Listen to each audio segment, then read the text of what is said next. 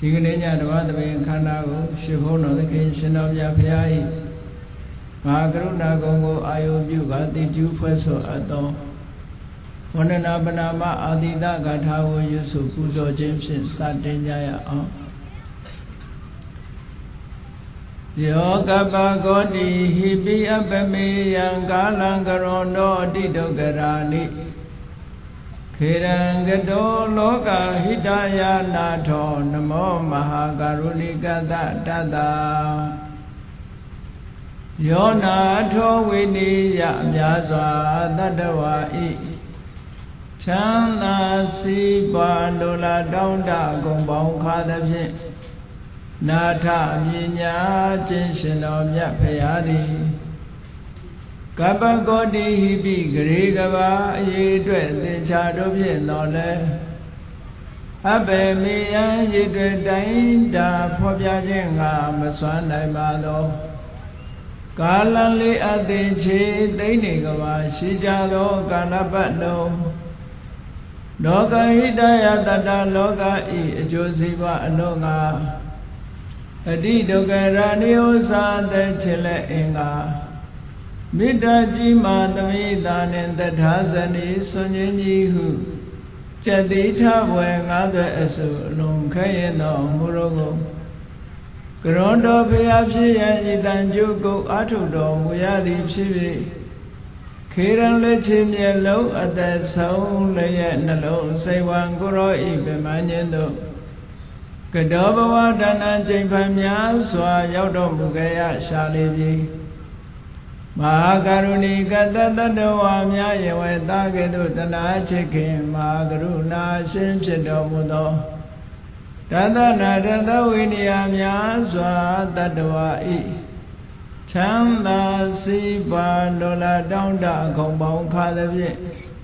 နာထမြညာထိုရှင်တော်မြတ်ဖရာအားနမောယုတိပြောင်းပြော့မှန်ကိုလျော်၍ကရောယုကျိုးရှိခိုးခြင်းသည်အထုဘဝတုစင်စစ်မသွေဖြစ်ပါစေတည်း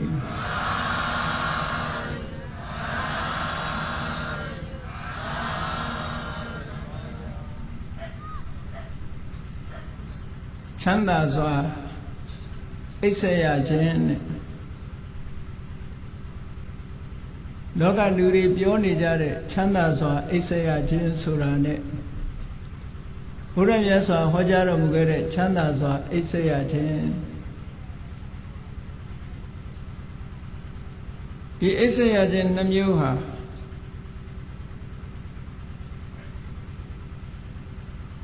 ခြားနာသောရှုထောင့်အမြင်များရှိသဖြင့်ခြားနာသောရည်ရွယ်ချက်များရှိလျက်နေပါတယ်လောကလူတွေပြောနေတဲ့ချမ်းသာစွာအိပ်စက်ရခြင်းဟာ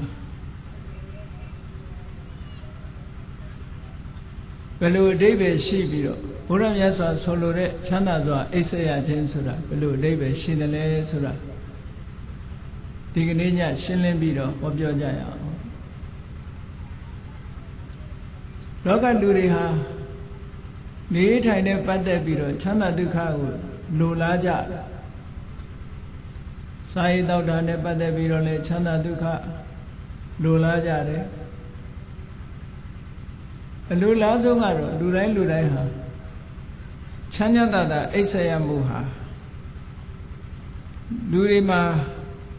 ငြိမ်းငြိမ်းချမ်းချမ်းနဲ့ချမ်းသာတာအိပ်စက်ရမှုဟာအမြဲတမ်းတန်ဖိုးရှိတယ်လို့ပြောရမှာပါ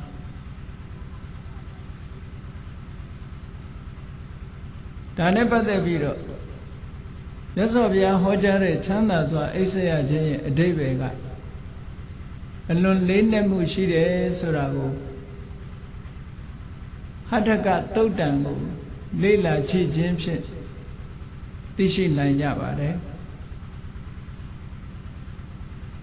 ချမ်းသာစွာအိပ်စက်ရခြင်းအဓိပ္ပာယ်ကိုဟဋ္ဌကသုတ်တံမှာမြတ်စွာဘုရားက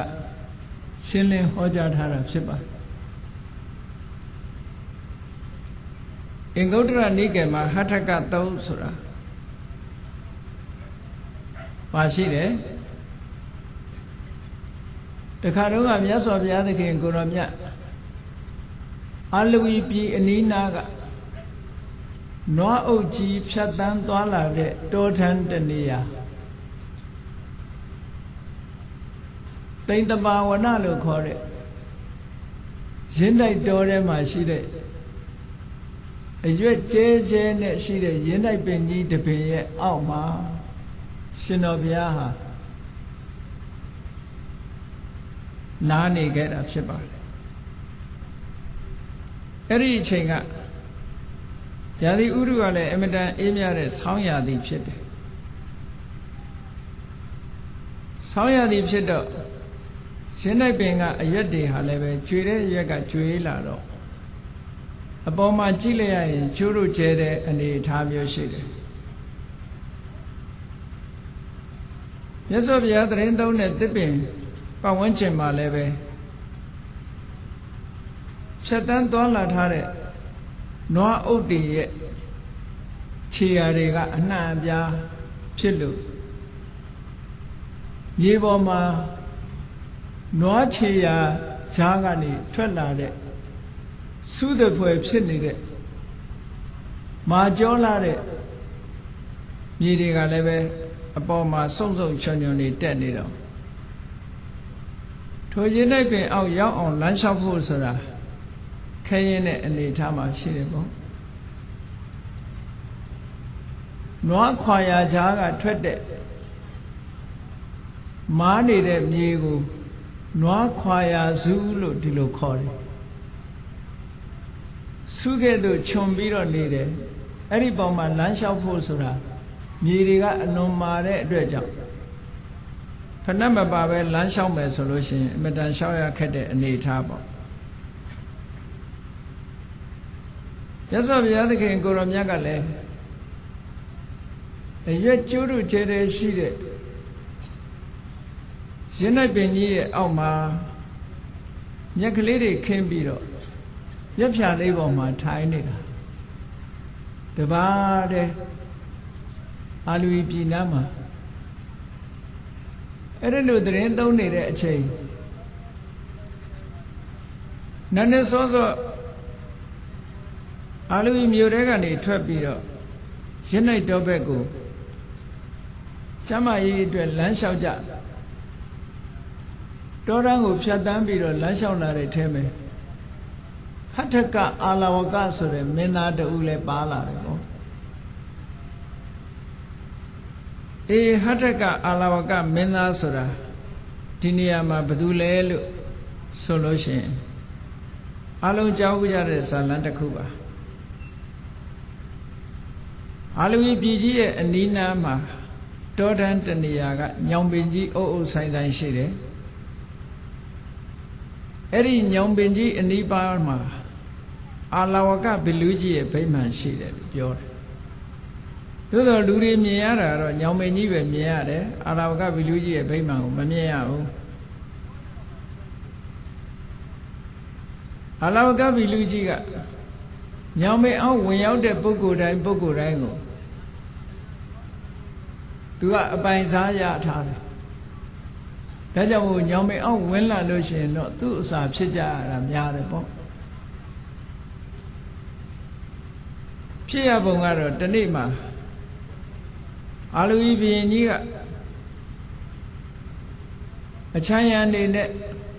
တောကစားထွက်တာတောကစားထွက်တဲ့အခါမှာသမင်းနှကောင်တွေ့တော့ကိုယ်စီဝန်ချပြီးတော့ဝန်တာတွေကိုယ်စီနဲ့ကိုတာဝန်ပေးထားပြီးတော့ထိုသမင်းကိုအမိဖမ်းဖို့အတွက်ဝိုင်းရံထားကြတယ်အဲ့ဒီလိုဝိုင်းရံထားပြီးတော့သမင်းကိုခြောက်တဲ့အခါမှာအမတန်အကင်းပါတဲ့သမင်းကဘယ်ဘက်ကထွက်ရမယ်ဆိုတာကြည့်လိုက်တဲ့အခါကျတော့ဘုရင်ကြီးဘက်ကနည်းနည်းလူအုပ်နေနေတာမြင်တော့ဘုရင်ကြီးဘက်ကထွက်ဖို့ကြိုးစားအဲ့ဒါလို့ကြိုးစားပြီးတော့သမင်ကထွက်ပြေးသွားတယ်ပေါ့ဘုရင်ကြီးတာဝန်ကျတဲ့အပိုင်းကနေပြီးသမင်ကလွတ်သွားတော့ဒါပဲမြန်မာတွေပြောနေကြတာရွှေသမင်ဘယ်ကထွက်မင်းကြီးတာကထွက်ဆိုတာအဲ့ဒါလို့လွတ်သွားတဲ့အခါကျတော့ဘုရင်ကြီးက မာနတွေတက်လာပြီးမခံနိုင်ဘူးပေါ့အများကနေပြီးတော့သေရောမှာကိုမခံနိုင်သည့်အတွက်ကြောင့်ကြိတ်ပြုံးညမှာကိုမခံနိုင်သည့်အတွက်ကြောင့်သူ့ရဲ့ရဲစွမ်းတတ္တိပလအစွမ်းပြပြီးတော့သမင်ပြေးတဲ့နောက်ကနေလိုက်တယ်နောက်ဆုံးတော့သမင်တွေဟာပြေးနိုင်တယ်များပြေးပြီးမပြေးနိုင်တဲ့အချိန်ကျတော့လဲဆင်းပြီးတော့ခံကြတာပေါ့အဲ့ဒီချိန်မှာဘုရင်ကြီးဟာသမင်ကိုအရာဖမ်းတပ်ဖြတ်ယူပြီးတော့တကယ်တော့သမင်သားစားခြင်းလို့တော့မဟုတ်ဘူးအပျော်ပါလောက်ကြတာအဲ့ဒီသမင်ကောင်းကိုပိုင်းပြီးတော့ထမ်းလာခဲ့တယ်ဒီသမင်သူရအောင်ဖမ်းနိုင်တယ်ဆိုတဲ့စွမ်းရည်တတ္တိကိုပြခြင်းလို့သမင်ကိုထမ်းယူခဲ့ပြီးတော့မောမောပန်းပန်းနဲ့ခုနကညောင်မင်းကြီးအောက်မှာချပြီးခဏနားနေတာဒီအခါမှာဘုရင်ကြီးကအန္တရာယ်ကြုံလာတယ်ပေါ့အာလောကဗီလူကြီးရဲ့ပိုင်တဲ့ထဲရောက်သွားတော့အာလောကဗီလူကြီးကနေပြီးဘုရင်ကြီးကိုဖမ်းလိုက်တယ်ပေါ့ဖမ်းလိုက်တော့ဘုရင်ကြီးကကြောက်လန့်ပြီးတော့သူ့ကိုမစားပါနဲ့သမင်သားပဲစားပါလို့ဆိုပြောတော့အာလောကဗီလူကြီးကရဲတယ်တဲ့ဘုရင်ကြီးကိုယ်တိုင်လည်းသူ့ပစ္စည်းပဲတဲ့သမင်ကြီးကလည်းသူ့ပစ္စည်းပဲငါပစ္စည်းနဲ့ငါ့ကိုအယောင်းဝယ်မလုံးနဲ့ပေါ့သမင်လည်းငါပိုင်တာပဲမင်းလည်းငါပိုင်တာပဲဆိုတော့ဘုရင်ကြီးကခက်ကြုံတယ်သူကပြောတယ်ငါသာမန်ပုဂ္ဂိုလ်မဟုတ်ဘူးဟောဒီအာလူပြည်ကြီးကိုပိုင်တဲ့ဘုရင်ငါ့ကိုစားရင်မင်းဒီတနေ့ပဲစားရမယ်ငါ့ကိုလွတ်လိုက်မယ်ဆိုရင်မင်းငါနေ့စဉ်နဲ့အမျှတနေ့ကိုလူတယောက်ထမင်းအုပ်နဲ့ပို့ပေးမယ်ဆိုတော့အာလောကဗီလူကြီးကစဉ်းစားပြီးတော့လက်ခံတယ်အင်းသူပြောတာဟုတ်တယ်နေ့စဉ်နဲ့အမျှပင်ပန်းမခံရဘဲနဲ့လူသားစားနေရမယ်ဆိုရင်ပိုးအဆင်ပြေတယ်သို့တော့သစ္စာတည်ရမယ်သစ္စာဆိုခိုင်းတယ်မင်းမှာသစ္စာလူမှာဂတိမင်းဆိုတာသစ္စာရှိရပြောထားရင်ပြောထားတဲ့အတိုင်းလုပ်ရတယ်ပေါ့ဘုရင်ကြီးကသစ္စာဆိုတယ်နေ့စဉ်နဲ့အမျှသူနန်းတော်ကနေပြီးတော့သူစီမံခန့်ခွဲပေးတဲ့ထမင်းအုပ်ရွက်လာတဲ့လူကိုစားပိုင်ခွင့်ပေးလိုက်တယ်အဲ့ဒီလိုစားပိုင်ခွင့်တနေ့ကိုတယောက်မှန်ပိုးဆက်ပြီးတော့ပေးမယ်လို့သူကအာမခံလိုက်တယ်အကယ်၍မပေးနိုင်တဲ့နေ့ဆိုလို့ရှိရင်သူကိုယ်တိုင်ဘလူရဲ့အစာဖြစ်ရဟောဒီလိုထားတာအဲ့ဒါလို့သစ္စာပြုတ်ခဲ့ရတာဆိုတော့အာလောကဗီလူကြီးကလွတ်လိုက်တယ်အာလောကဗီလူဆိုတာအဲ့ဒီအချိန်တုန်းကဘုရားတရားသံဃာကိုမကြည်ညိုသေးတဲ့မိစ္ဆာဘလူကြီးပေါ့အမှန်တမ်းကြမ်းကြုတ်တယ်အဲ့ဒါလို့ဘုရင်ကြီးစီကအခွင့်အရေးရလိုက်တဲ့အခါကျတော့ဘုရင်ကြီးကိုလွတ်လိုက်တယ်နန်းတော်ပြန်ရောက်တဲ့အခါကျတော့အမတ်ကြီးတွေနဲ့အစည်းအဝေးခေါ်ပြီးတော့သူ့ရဲ့ဘုရင်ကြီးကသူလောက်ကင်ခဲ့တဲ့ကိစ္စတစ်ခုကိုပြောပြပညာရှိမတ်ကြီးတွေကစဉ်းစားကြတယ်ရှင်မင်းကြီးတနေ့တယောက်ပို့မယ်ဆိုတဲ့နေရာမှာရက်အကန့်အသတ်ခေါ်ရှိရလားလို့ဆိုဟာဘုရင်ကြီးကပြောတယ်ငါရက်အကန့်အသတ်မပြောခဲ့မိဘူးဆိုဒါဘုရင်ကြီးရဲ့မေ့လျော့ချွတ်ချုံမှုတစ်ခုပဲရက်ကန့်သက်ချက်မပေးခဲ့သည့်အတွက်ကြောင့်သူကတစ်သက်လုံးပေးနေရမယ်အဓိပ္ပာယ်ဖြစ်သွားတယ်အဲ့ဒါနဲ့ထောင်ထဲကလူတွေထုတ်ပြီးတော့တနေ့တယောက်အာလောကဗီလူကြီးစီပို့ပေးနေတာထောင်ထဲကလူတွေလည်းကုန်ရောကုန်တဲ့အခါတိုင်းပြည်မှာရှိတဲ့လူတွေတိတ်တဆိတ်လမ်းမှာညထွက်တဲ့ပုဂ္ဂိုလ်တွေဖမ်းဘလူကြီးစီသွားခိုင်းအဲ့ဒါလိုနဲ့လှုပ်လာလိုက်တာနောက်ဆုံးဘုရင်ကြီးကဖမ်းပြီးတော့ဘလူးစာကျွေးနေတယ်ဆိုတဲ့သတင်းကြောင့်လူတွေဟာအိမ်ပြင်မထွက်ရဲလောက်အောင်ကြောက်လန့်နေကြနောက်ဆုံးတော့လူရှာမရတဲ့အခါကျတော့ဘယ်လိုလုပ်ရတော့ဆိုဘုရင်နန်းတော်မှာအဲ့ဒီနေ့မှာမွေးဖွားလာတဲ့ဘုရင်သားတော်ကလေးကိုပဲပေးရတော့မယ် လောကလူတွေဟာကိုယ့်ကိုယ်ကိုအချစ်ဆုံးပဲသားတွေသမီးတွေကိုမိဘတွေကချစ်တယ်ဆိုတာကိုယ့်ကိုယ်ကိုယ်သဘောချကိုယ့်ရဲ့စိတ်ထဲမှာသားသမီးလေးကိုမြင်နေရလို့ကြည်နူးနေလို့ချစ်တာတကယ်တော့လူတွေဆိုတာကိုယ့်ကိုယ်ကိုအချစ်ဆုံးပဲအဲ့တော့ကြောင့်မို့လို့မိမိကိုယ်ကိုကာကွယ်တဲ့အနေနဲ့သားတော်ကလေးကိုပဲဘလူးစာဖြစ်ကျွေးဖို့ရပို့ခိုင်းလိုက်ရတယ်အဲ့ဒီနေ့ဒီအာလောဝီဘယင်ကြီးရဲ့သားတော်လေးဟာတကယ်ပါရမီရှင်ကလေးပဲတာမန်ပုဂ္ဂိုလ်မဟုတ်ဘူးပါရမီကုသိုလ်တွေစီးပူးကြလို့ထူးခြားတဲ့မင်းသားလေးဖြစ်တော့မြတ်စွာဘုရားသခင်ကိုရောမြတ်ကအဲ့ဒီနေ့တရက်ကြိုပြီးတော့အာလဝကဘီလူကြီးရဲ့ဘုံမိတ်မှန်ကိုရောက်ရှိနေတာအဲ့ဒီအချိန်မှာအာလဝကဘီလူကြီးကသူ့ရဲ့ဘုံမိတ်မှန်ထဲမှာမရှိဘူးအစည်းအဝေးသွားနေတယ်ပြန်လာတဲ့အခါမြတ်စွာဘုရားနဲ့ဘုံမိတ်မှန်နဲ့ရောက်နေတာမြင်တဲ့အခါစိတ်တွေတအားဆိုးတယ်ပေါ့အဲ့လိုစိတ်တွေစားဆိုးလို့တညာလုံးဘုရားကိုလက်နဲ့မျိုးမျိုးနဲ့ထွက်သွားအောင်ဒုက္ခရောက်အောင်တိုက်ခိုက်မောင်းထုတ်တာမြတ်စွာဘုရားကိုလုံးဝအန္တရာယ်မပြုနိုင်ဘူးအဲ့ဒါလို့မြတ်စွာဘုရားကိုတောင်မောင်းထုတ်လိုက်ရအောင်သူစိတ်ကအမတန်မှချမ်းတမ်းတယ်အဲ့ဒါလို့ချမ်းတဲ့အာလဝကဘီလူကြီးကိုမြတ်စွာဘုရားသခင်ကိုရောမြတ်ကလိမ္မာယဉ်ကျေးအောင်ဤစနစ်တွေကိုအသုံးချပြီးတော့ဆုံးမတော်မူခဲ့တယ်နောက်ဆုံးမှာအာလဝကဘီလူကြီးကသူ့လက်နဲ့ရှိသမျှတွေအသုံးချလို့ဘာမှအစွမ်းမရတဲ့အခါကျတော့ဘာလုပ်လဲဆိုရင်အရှင်ဂေါရမသူများခွင့်မပြုတဲ့အိမ်ထဲမှာကျူးကျူးကြော်ကြော်ဝင်ရောက်နေတာအခုပဲထွက်သွားလိုက်ပါဆိုတော့မြတ်စွာဘုရားကဒီလိုချမ်းတမ်းတဲ့ပုဂ္ဂိုလ်တယောက်ကိုစိတ်ဓာတ်နူးညံ့သွားအောင်ဤစနစ်ကိုအသုံးပြုတဲ့အနေနဲ့သူစကားကိုနားထောင်တဲ့အနေထားသူ့ကိုဆန့်ကျင်မဲ့မလုပ်ဘူးအေးမင်းကမနေစေခြင်းဘူးဆိုရင်သွားတာပေါ့ဆိုဘုရားကထားတာဩသူစိတ်ထဲမှာဘလို့ထင်တော့တညလုံးကထွက်သွားအောင်ကြိုးစားလဲရတာအမျိုးမျိုးကြိုးစားတာမရဘူးပေါ့အခုကျတော့လေပြောလို့ဆိုလို့လွယ်သားပဲမနေနဲ့သွားဆိုထသွားတာပဲဆိုတော့အဲ့တော့ငါပြောတဲ့အတိုင်းလှုပ်တာဟုတ်မဟုတ်သိရအောင်လို့ရှင်ဂေါရမပြန်ဝင်ခဲ့ပါအောင်ဆိုတော့မင်းကဝင်စေခြင်းဝင်ခဲ့တာပေါ့ဆိုမြတ်စွာဘုရားကပြန်ဝင်လာနောက်တစ်ခါထွက်သွားပါအောင်ဆိုထွက်သွားလိုက်တယ်ဝင်လာခဲ့ပါအောင်ဆိုဝင်လာတယ်ဘာဖြစ်လို့မြတ်စွာဘုရားကဘလူးခိုင်းတာတွေလုပ်နေရတယ်လဲလို့ဆိုအင်မတန်စိတ်ကြမ်းတဲ့ဘလူးကြီးဟာစိတ်ဓာတ်ကလေးနူးညံ့သွားအောင်လိုက်လျောစွာကျင့်ကြံကြုတ်ကိုအထုတ်တာဒီနည်းစနစ်ကလေးတွေကတကယ်မှန်ကန်တဲ့နည်းစနစ်ကလေးတွေပဲတိတ်ကြမ်းတမ်းတဲ့ပုဂ္ဂိုလ်တွေစိတ်ဓာတ်နူးညံ့သွားအောင်လုပ်တဲ့နေရာမှာသူတို့နဲ့လိုက်လျောညီတွေဆန့်ကျင်ဘက်မလုပ်ဖဲနဲ့သူတို့နဲ့လိုက်လျောညီတွေနေတာထိုင်တာဟာလည်းပဲကြမ်းတမ်းတဲ့ပုဂ္ဂိုလ်တယောက်ကိုနူးညံ့သွားစေတယ်တဲ့အေးနောက်ကြတော့ကြမ်းတမ်းတဲ့ပုဂ္ဂိုလ်ဆိုတာကြမ်းတမ်းတဲ့စိတ်ကိုသိပ်ပြီးတော့မစွန့်နိုင်ဘူးအတော်အသင့်နူးညံ့သွားတဲ့အခါနောက်တစ်ချိန်ကျတော့သူ့အတွေးကဘလို့တွေးတော့ဒီတစ်ခါရဟန်းဂေါရမထွက်သွားရင်တော့ခြေတော်နှစ်ချောင်းကင်ပြီးတော့ဂင်းငါမြေဟိုဘက်ကန်းထီအောင်ပြစ်မယ်လို့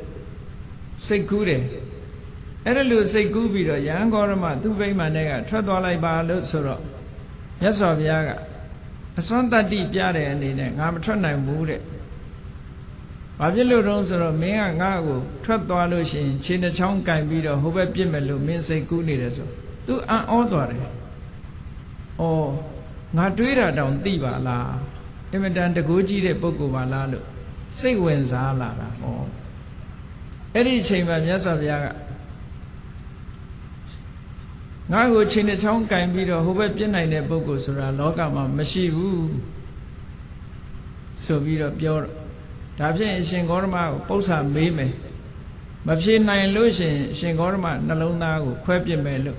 ချမ်းသာတဲ့စကားဆိုပြန်တဲ့အခါမြတ်စွာဘုရားငါရဲ့နှလုံးသားကိုခွဲနိုင်လောက်အောင်မင်းမှစွမ်းတတ်တယ်မရှိဘူးအေးမင်းမေးခြင်းနဲ့ဆိုရင်တော့မင်းမေးတာတွေငါအကုန်ဖြေမယ်လို့အဲ့ဒီလိုခွင့်ပြုတဲ့အခါမှာမေးခွန်းနေမေးတာ သူမေးတဲ့မေးခွန်းတွေကကတ္တဗဘုရားလက်ထက်တုန်းကအမေးနဲ့အဖြေ2မျိုးစလုံးရှိခဲ့တယ်ဒါကတ္တဗမြတ်စွာဘုရားလက်ထက်တုန်းကအမေးနဲ့အဖြေနဲ့ရှိခဲ့တာအဲ့ဒီရှိခဲ့တဲ့ထဲမှာအဖြေတွေမေးခွန်းတွေရဲ့အဖြေတွေကပျောက်သွားတယ်မေးခွန်းတွေပဲကျန်တယ်ဒါကြောင့်မို့ဒီမေးခွန်းတွေကိုသူကသိချင်နေတယ်ဘာတွေလဲဆိုတာအဲ့ဒါကြောင့်မို့အဲ့ဒီမှာမေးလိုက်တာဒီနေရာမှာမေးခွန်းနဲ့အဖြေကိုတော့ဘုန်းကြီးတို့မပြောရပါဘူးနော်ဘဝအရေးစိတ်အေးရလေအောင်ဆိုတဲ့တရားထဲမှာဘုန်းကြီးတို့ဟောထားတဲ့အထဲမှာရှိပါတယ်အဲ့ဒီမေးခွန်းနဲ့အဖြေတွေအကြောင်းအဲ့ဒီမှာဒီနေရာမှာပြောချင်တာကတော့အာလဝကကြီးကိုဆုံးမလို့ယဉ်ကျေးပြီးတော့အာလဝကကြီးကဘုရားဘာသာအာလဝကဘီလူကြီးကဘုရားဘာသာဖြစ်သွားတယ်လို့ပြောအင်မတန်လိမ္မာယဉ်ကျေးပြီးတော့ဘုရားတရားတန်ခါဥဒိဋ္ဌာတွေဘယ်နေရာသွားဘုရားတရားတန်ခါဥဒိဋ္ဌာရှ िख ိုးလေးရဲ့သွားပါမယ်ဆိုတဲ့ပဋိညာဉ်ပေးထားတဲ့အချိန်နန္ဒမိုးတော်အလင်းရောက်တဲ့အချိန်မှာခုနကအာလူဝီဘုရင်ကြီးကသားတော်လေးနဲ့ထမင်းအုပ်ကိုပို့လိုက်တဲ့အချိန်ဘုရားကရောက်ရှိနေတဲ့အချိန်လေးနဲ့အမတန်မှကံကောင်းတယ်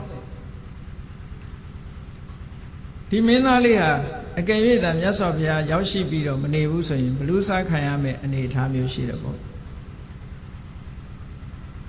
အေးလိမ္မာယဉ်ကျေးသွားလို့ဒီမင်းသားလေးပို့လိုက်တဲ့အခါကျတော့ဘလူးကြီးကသောတာပန်ဖြစ်သွားပြီစိတ်ဓာတ်တွေကမချမ်းတော့ဘူးတတ္တဝါတွေပေါ်မှာကျင်နာတတ်တဲ့စိတ်တွေတနာတဲ့စိတ်တွေမေတ္တာထားနိုင်တဲ့စိတ်တွေဝင်လာသောတာပန်ပုဂ္ဂိုလ်ဖြစ်သည့်အတွက်ကြောင့်ဘုရားတရားသံဃာကိုရိုသေလေးစားမှုကလည်းရှိလာပြီမိမိအသက်ပင်သေလင့်ကစားသူတစ်ပါးရဲ့အသက်ကိုတပ်ဖြတ်မှုဆိုတာလုံးဝမပြုတော့ဘူးဆိုတဲ့အနေအထားရောက်အဲ့တော့ဒီသူ့အတွက်အစာအဖြစ်လာပို့တဲ့မင်းသားလေးကိုတတ်ဖို့နေသားရှေ့ကလူသားတွေကိုလူတွေရဲ့အသက်ကိုတပ်ဖြတ်ပြီးတော့စားတောက်နေတယ်ဆိုတာတောင်သိရမှာသိသွားမှာကိုရှက်တဲ့အနေအထားမျိုးရောက်သွားတယ်ဟောအလွန်ရှက်တယ်ဒါသိမှသိဆိုးတယ်သို့တော့မြတ်စွာဘုရားနဲ့အတူတူထိုင်းနေတဲ့အချိန်မှာမြတ်စွာဘုရားအနီးနားမှာထိုင်းပြီးတော့လိမ္မာယဉ်ကျေးစွာနေတဲ့အချိန်မှာဘလူးကြီးကိုမင်းသားလေးနဲ့ထမင်းအုပ်ကိုလာပြီးတော့ဆက်တာတဲ့အခါမှာဘလူးကြီးကမင်းသားလေးကိုလှမ်းယူလိုက်ပြီးတော့မြတ်စွာဘုရားကိုလှူဒန်းလိုက်တယ်တဲ့အဲ့တော့ဒီမင်းသားလေးဟာမင်းချင်းယောက်ျားတွေလက်ကနေပြီးတော့ဘလူးကြီးလက်ရောက်သွားတယ်ဘလူးကြီးလက်ကနေပြီးတော့မြတ်စွာဘုရားလက်ထဲရောက်သွားတယ်ဘုရားကိုလှူလိုက်တာဘုရားကိုလှူထားတဲ့မင်းသားလေးဖြစ်သွားတယ်ဒါကြောင့်မို့လို့လက်ဆင့်ပြောင်းလာတဲ့မင်းသားလေးဆိုတဲ့အဓိပ္ပာယ်နဲ့ဟထကလို့ဒီလိုခေါ်တာဟထဆိုတာလက်ကဆိုတာတော့ခါငယ်ကနေပြောင်းလာတာလက်တစ်ခုကနေပြီးလက်တစ်ခုကိုပြောင်းရွှေ့ပြီးတော့အသက်ရှင်လာတဲ့မင်းသားလေးလို့ဒီလိုအဓိပ္ပာယ်ရတယ်မင်းချင်းယောက်ျားတွေရဲ့လက်ကနေပြီးတော့ဘလူးကြီးလက်ကနေပြီးတော့ဖျားလက်ထဲရောက်ဖျားလက်ကမှတခါမင်းချင်းယောက်ျားတွေလက်ကိုပြန်ပြီးတော့အနှံပေးလိုက်တယ်ဒါကြောင့်မို့ဒီမင်းသားလေးဟာနန်းတော်ပဲပြန်ရောက်သွားတယ်ပေါ့သို့တော်လည်းဘုရားကိုလှူထားတာဖြစ်သောကြောင့်ခုခေတ်စကားနဲ့ပြောမယ်ဆိုရင်မြတ်စွာဘုရားရဲ့မွေးစားသားဖြစ်သွားပြီပေါ့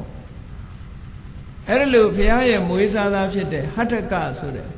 ဒီမင်းသားဟာသာသနာတော်မှာအလွန်ထင်ရှားလာတဲ့မင်းသားတဦးဖြစ်လာအရွယ်ရောက်လာတဲ့အခါမှာသူ့ရဲ့နောက်ကဥပဒကာတွေ900အချမ်းရံနဲ့အမတန်မှစီစီလုံးလုံးရှိတယ်ဟထကဟာသူ့နောက်ပါဥပဒကာ900ကိုသူကစီးလုံးထားတဲ့နေရာမှာအလွန်အစွမ်းထက်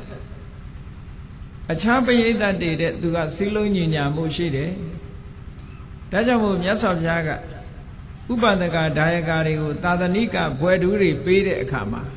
ဟထကအာလဝကကိုလည်းပဲဘွယ်ထူးတစ်ခုထည့်ပြီးတော့ပေးထားတယ်အဲ့ဒီဘွယ်ထူးကတော့ဘာလဲဆိုရင်သင်္ဃဟိုထု၄ပါးဖြင့်နောက်ပါတို့ကိုစီယုံတဲ့နေရာမှာထူးချွန်ဆုံးဆိုတဲ့ဘွဲကိုပေးတယ်စီယုံမှုထူးချွန်စုပေါ့စီယုံတဲ့နေရာမှာအလွန်ထူးချွန်တယ်လို့ဟထကအာလဝကမင်းသားလေးကိုဒီလိုဘွဲပေးထားတယ်သူဟာတာမန်ပုဂ္ဂိုလ်မဟုတ်ဘူးနောက်ကြတော့ သောတာပန်တဂရဂံနေနောက်ဆုံးအနာဂတ်အဆင့်ထီအောင်ရောက်သွားပြီသာသနာတော်မှာထင်ရှားတဲ့မင်းသားလေးတစ်ပါးဖြစ်လာတယ်ဟောသူ့မှာအံ့ဩဖွယ်ကောင်းတဲ့အံ့ဖွယ်ကောင်းတဲ့အရည်အသွေးတွေကဘာတွေတုံးဆိုရင်သူဟာတရားတရားသိကောင်းတယ်တဲ့ဟောတရားတရားကောင်းတဲ့နေရာမှာအလွန်ထင်ရှားတယ်တရားတရားကောင်းတယ်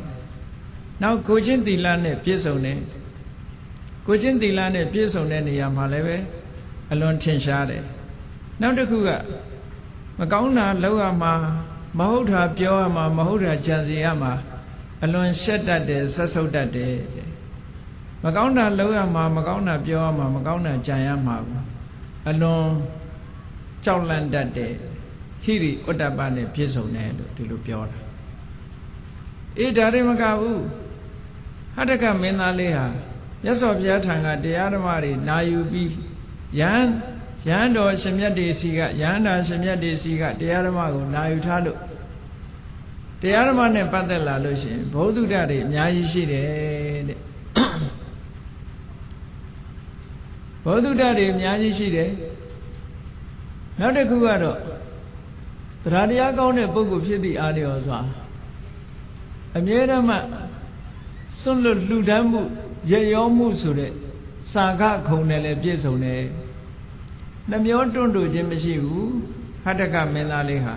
စွန့်ကြဲပိတ်ကန့်တဲ့နေရာမှာလည်းပဲအမတန်မှရရောတယ်နောက်ဂုဏ်တစ်ခုကတော့သူကပညာထက်မြက်တယ်လို့ဒီလိုဆိုတယ်ထက်မြက်တဲ့ပညာဆိုတာတာမန်အခြေခံပညာမျှတာမကဘူးသင်္ခါရတရားတွေကိုအနိစ္စဒုက္ခအနတ္တလို့ဖြစ်မှုပြည့်မှုတွေကိုရှုမြင်တဲ့နေရာမှာလည်းပဲသူပညာအလွန်စင်တမ်းမြင့်တယ်သောတာပန်ကနေသဂရဂံကနေအနာဂံဆိုတော့ဝိပဿနာဉာဏ်ဟာအလွန်ရင့်တန်တယ်ပေါ့ယဟန္တာအဆင့်ဖြစ်ဖို့ရာဝိပဿနာဉာဏ်မျိုးသာသူ့မှာလိုနေသေးတာပေါ့အဲ့တော့ယဟန္တာဖြစ်ဖို့ဝိပဿနာကြတော့အနာဂံဖြစ်တဲ့ဝိပဿနာတဲ့ပိုတဲ့အဆင့်မြင့်တယ်လို့ပြောအောင်ပါပေါ့အေးအဲ့ဒါလို့ထူးချွန်တဲ့ဟရကမင်းသားလေးအံ့ဩဖွယ်သူ့ရဲ့ဂုံကြီးဂုံသွေးတွေရှင်မျိုးနဲ့ပြည့်စုံတဲ့နေရာမှာသူဟာဒီလိုထူးခြားပေမဲ့လို့ထူးခြားမှုကိုထုတ်ဖော်ပြောဆိုဖို့အလွန်ဝန်လေးတဲ့ပုဂ္ဂိုလ်တူတဲ့အဲ့ဒါကိုအပိစ္ဆလို့ခေါ်တယ်လောကမှာလူတွေကကိုယ်ရှိလို့ရှိရင်ရှိတာတဲ့ပို့ပြီးတော့ကြွားကြင်ကြတယ်ပေါ့အေးဟောဒီဟတ္တကမင်းသားလေးကတော့ဘယ်တော့မှသူ့ရဲ့ဂုံကြီးဂုံသွေးကိုထုတ်ဖော်ပြောဆိုဘူးသူ့ကိုဂုံကြီးဂုံသွေးကိုသူများသိမှဆိုးတယ်ခက်ကုတ်ကုတ်ရိုးရိုးလေးပဲနေတယ်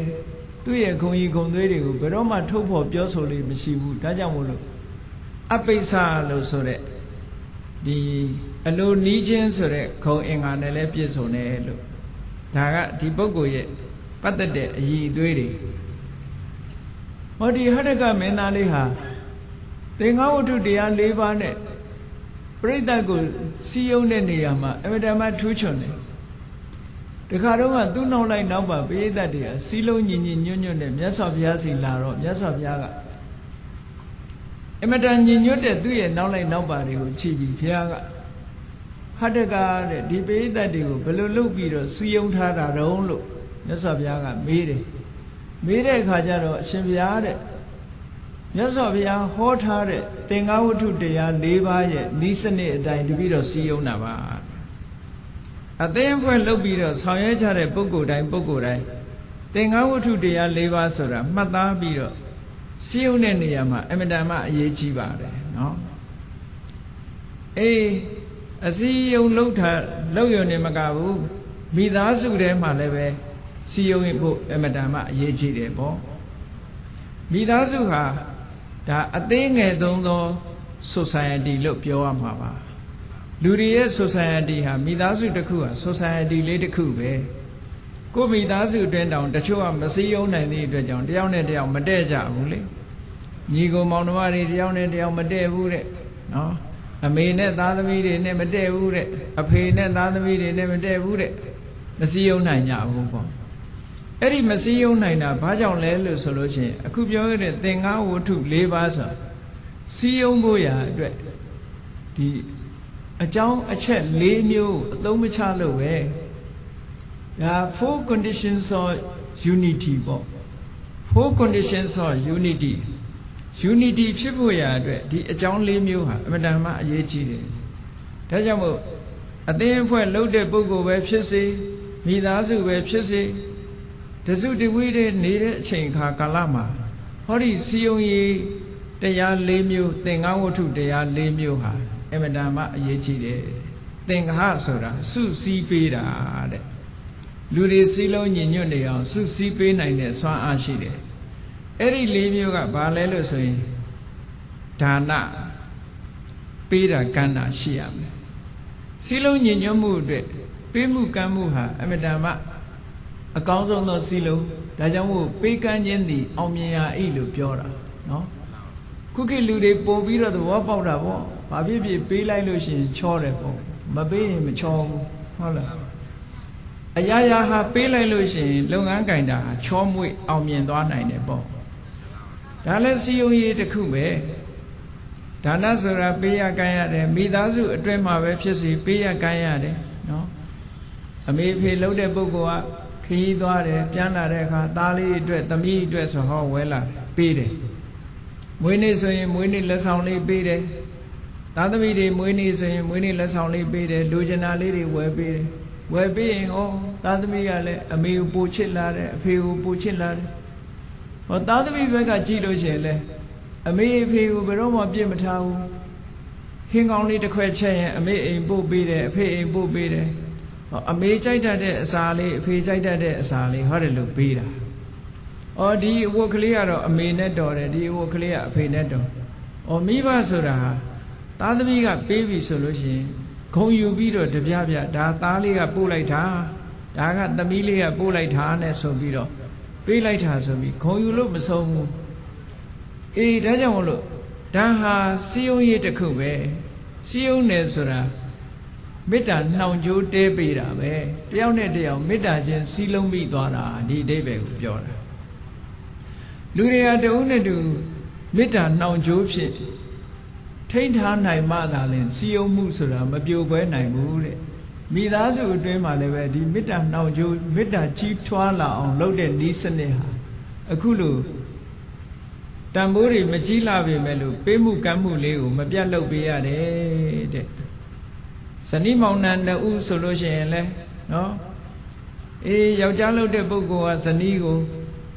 လက်ဆောင်ပန္နာပေးတာသူကြိုက်တတ်တဲ့အစာလေးပေးတာဝဲလာတာဟောတဦးနဲ့တဦးဟာမေတ္တာနှောင်ကြိုးကပို့ပြီးတော့ခိုင်မြဲလာတယ်အဲ့ဒါလို့တဦးတူကျင်နာမှုတွေနဲ့ပေးကြကမ်းကြပြီဆိုလို့ရှိရင်ဟောဒီဌာနပေးကမ်းခြင်းသည်အောင်မြင်ရာဤဆိုတဲ့အတိုင်းအရေးကြီးဆုံးသောစီလုံးရေးတစ်ခုဖြစ်ပါတယ်အပေါင်းအသင်းထဲမှာအသင်းအဖွဲ့ထဲမှာတဦးတူဟာပေးရတယ်ကမ်းရတယ်အဖွဲ့အသင်းတစ်ခုလှုပ်ထားလို့ရှိရင်ကိုယ်အိမ်မှာစားစရာရှိဟေးလာကြဟေးတို့အဖွဲ့ဝင်တွေခေါ်ပြီးတော့ကျွေးတယ်နော်ညံ့ညံ့တာရှယ်ယာလုပ်ကြတယ်ဟောအဲ့ဒီလိုလှုပ်ချင်းဖြင့်ပို့ပြီးတော့စီလုံးမှုတွေရလာနိုင်တယ်ပေါ့အေးဒါနဆိုတာရှိတာတခါတရံဒါလေးနဲ့လုံလောက်ပြီလားလို့ဆိုမလုံလောက်သေးဘူးပေးယုံကမ်းယုံလေးနဲ့မလုံလောက်သေးဘူးဒါကြောင့်မို့ဒုတိယတစ်ခုမြတ်စွာဘုရားကထပ်ဖြည့်ဟောတယ်ဒါကဘာလို့ဆိုပေယဝိဇ္ဇာ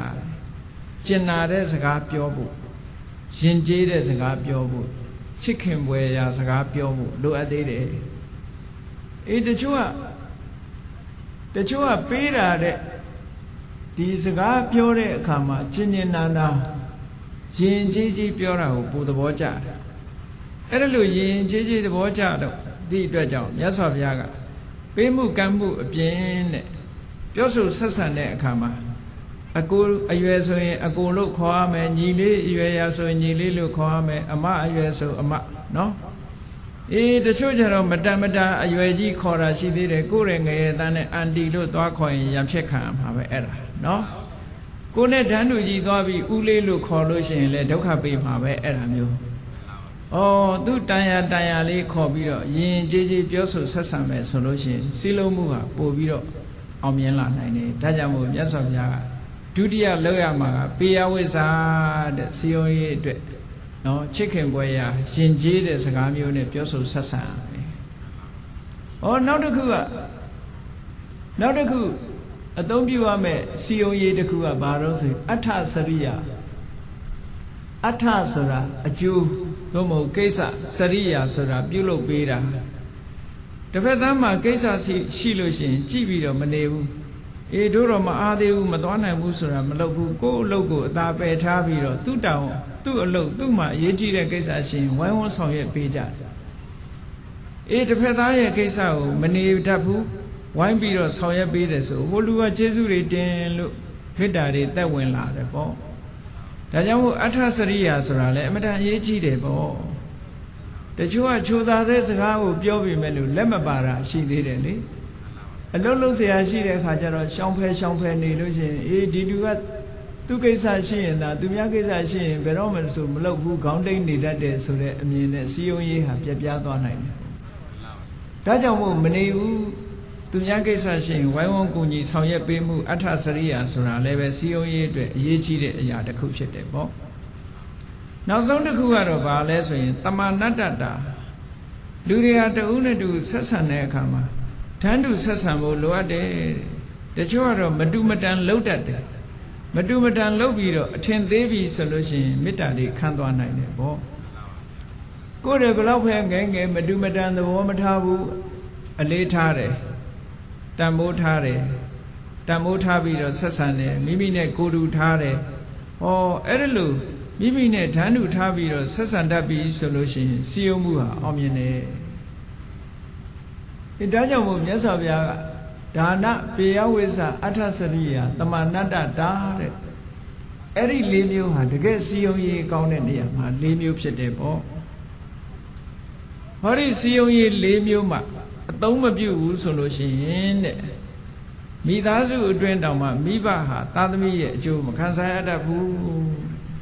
မိဘပင်ဖြစ်တဲ့ကစားသားသမီးကမိဘကိုပြစ်ထားတတ်တယ်ဩသားသမီးကမိဘကိုပြစ်ထားသလိုမိဘကလည်းသားသမီးကိုပြစ်ထားအချင်းချင်းအစီမကူကြဘူးပေါ့ဒီလိုဖြစ်တတ်တယ်တဲ့ဒါကြောင့်မို့မြတ်စွာဘုရားကအဲ့ဒီစီယုံရေး၄မျိုးဟာဘယ်လောက်ထိအရေးပါတယ်လဲလို့ဆိုလို့ရှိရင်မြင်းလဲတို့လှဲတို့ဘိန်းကျွတ်မသွားအောင်ဘေးကနေပြီးတော့ဂလန်ကလေးတတ်ထားတာနဗံဆောင်လို့ခေါ်တယ်အဲ့ဒီနဗံဆောင်လို့ပဲအမတန်မှအရေးကြီးတယ်တဲ့ဆိုလိုတာခုခေတ်ကားဆိုရင်တော့ဒါနတ်ပေါ့နော်ဘိန်းကျွတ်သွားလို့ရှိရင်ဒီကားဟာဆက်သွားလို့မရတော့ဘူးပေါ့လောကကြီးဟာစင်ဆက်မပြတ်စီယုံရေးဟာအောင်မြင်နေဖို့ရာအတွက်ဟောဒီ၄မျိုးဟာအမတန်မှအရေးပါတဲ့အခန်းကဏ္ဍရှိတယ်လို့ဒီလိုဟောလို့တာအေးဟရကမင်းသားလေးကိုမြတ်စွာဘုရားကနေဒါလောက်များတဲ့ပရိသတ်ကိုဘလို့စုစည်းထားတာတော့ဘလို့စည်းရုံးထားတော့ဆိုတော့အရှင်ဘုရားဟောထားတဲ့ဒီသင်္ဃဝတ္ထုတရား၄ပါးအတိုင်းတပိတော့စီလုံးထားပါတယ်ဘုရားတဲ့သူစီလုံးပုံလေးကတစ်မျိုးလူတွေကို၄မျိုးခွဲလိုက်တယ်လူတွေကို၄မျိုးခွဲလိုက်တယ်တချို့ကပေးတာကမ်းတာကြိုက်တဲ့လူရှိတယ်အဲ့ဒီလူပေးတာကမ်းတာကြိုက်တဲ့လူဦးစားပေးပြီးတော့ပေးကမ်းတယ်ပေါ့အဲ့ဒီနည်းနဲ့စီယုံတယ်တချို့လူတွေကပေးတာကမ်းတာကိုသိပြီးတော့တန်ဖိုးမထားဘူးစကားပြောရင်မာပြောရင်ဟုတ်လားမကြိုက်ဘူးချိုချိုသားသားပြောမှကြိုက်တဲ့လူမျိုးကြတော့ချိုချိုသားသားပြောပြီးတော့စီယုံတယ်ပေါ့အေးတချို့ကပေးတာကမ်းတာလည်းအဓိကမထားဘူးချိုချိုသားသားပြောတာလည်းအဓိကမထားဘူးကိစ္စဝိစ္စရှိလို့ရှိရင်ဝိုင်းကူလုံးလို့ရှိရင်ကျေးဇူးတင်တတ်တယ်အဲ့ဒါကိုတန်ဖိုးထားတဲ့လူဆိုလို့ရှိရင်လည်းသူကိစ္စကိုခရီးတစ်ဆိုင်ဝမ်းဝမ်းဆောင်ရွက်ပေးတယ်အဲ့ဒီနည်းဖြင့်စီယုံတယ်အေးတချို့ကြတော့ပေးတာကမ်းတာလည်းအဓိကမထားဘူးချိုချိုသားသားပြောတာလည်းအဓိကမထားဘူးကိစ္စဝိစ္စဆောင်ရွက်ပေးတာလည်းအဓိကမထားဘူးသူအဓိကထားတာဘာတော့ဆိုရင်ကိုယ့်ကိုအထင်သေးမြင်သေးနဲ့ဆက်ဆံလာလို့ရှိရင်မခံနိုင်ဘူးတဲ့ဓာတ်နုထားပြီးဆက်ဆံတာကိုသဘောကျတယ်ဆိုတဲ့ပုံကိုယ်တွေကိုဓာတ်နုထားပြီးတော့ဆက်ဆံပါတယ်တဲ့ဟောတာအာလဝကမင်းသားလေးကပရိသတ်ကိုစုစည်းနီးစီယုံနီးပဲသူကအဲ့ဒါလို၄မျိုးခွဲပြီးတော့လူတွေရဲ့အကြိုက်အတိုင်းစုစည်းလိုက်တာနောက်တစ်ခုသူဖြည့်ဆွက်ပြီးတော့လျှောက်တာလေးတစ်ခုရှိတယ်အရှင်ဘုရားတဲ့လောကလူတွေဟာဒီလိုစီယုံယုံနေမကဘူးတဲ့လူတွေဟာတပိတော်စကားနားထောင်မို့ရလောက်နားထောင်မို့ရနောက်တစ်ခုအကြောင်းကတော့တပိတော်ကပစ္စည်းဥစ္စာချမ်းသာတဲ့မင်းသားတစ်ပါးတဲ့ဟုတ်တယ်လောကလူတွေက ရွှေရှိမှအမျိုးတော်တာလေဆင်းရဲတဲ့လူရဲ့စကားဆိုရင်နားထောင်မှာမဟုတ်ဘူးတဲ့တပည့်တော်ကချမ်းသာတယ်ချမ်းသာတဲ့မင်းသားဂုဏ်ရှိတဲ့မင်းသားဆိုတော့တပည့်တော်ဘာပြောရဟောဆင်းရဲပြီဘာမှစားစရာမရှိဘူးဆင်းရဲမွဲတေတဲ့လူတယောက်ကဥဆောင်မယ်ဆိုရင်ဘယ်သူမှလိုက်မှာမဟုတ်ဘူးအဲ့တော့ချမ်းသာဖို့ဆိုတာလည်းပဲလိုအပ်သေးတယ်တဲ့ဆိုလိုတာကဓနဂုဏ်လေးကလည်းရှိရအောင်ဒါကြောင့်လူတိုင်းဟာချမ်းသာအောင်တော့ကြိုးစားကြရအောင်ကြိုးစားကြပစ္စည်းဥစ္စာနဲ့ပြည့်စုံအောင်ကြိုးစားပစ္စည်းဥစ္စာနဲ့ပြည့်စုံပြီဆိုလို့ရှိရင်လူရဝင်လာလူရဝင်တယ်လူလောကကိုရွှေရှိမှအမျိုးတော်တယ်ဘူဒီတိမှအမျိုးတော်တယ်ဆိုတာဒါတကယ်ပဲစားစရာမရှိဘူးဆိုရင်အမျိုးတောင်မှပဲမတော်ပါဘူးလှုပ်ချင်တယ်နော်အေးစားစရာရှိပြီသိပ်ပြီးတော့အောင်မြင်လာပြီကြီးပွားလာပြီယာရုတွေကြီးလာပြီဆိုရင်ကြမ်းဖန်ပြီးတော့အမျိုးဆက်တယ်ကြမ်းဖန်ပြီးတော့အမျိုးဆက်တယ်အဲ့ဒီလိုယာရုလည်းမရှိဘူးစီးစိမ်ဥစ္စာလည်းမရှိဘူးဆိုတဲ့ပုဂ္ဂိုလ်ကြတော့ကြမ်းဖန်ပြီးတော့အမျိုးတွေကနေပယ်ထုတ်တယ်ဟောဒါလူတွေရဲ့သဘာဝကိုပြောပြတာနော်အဲ့ဒါကြောင့်မလို့အလဝကမင်းသားကလျှောက်တယ်ဟတ္တကမင်းသားလျှောက်တယ်အရှင်ဘုရားတဲ့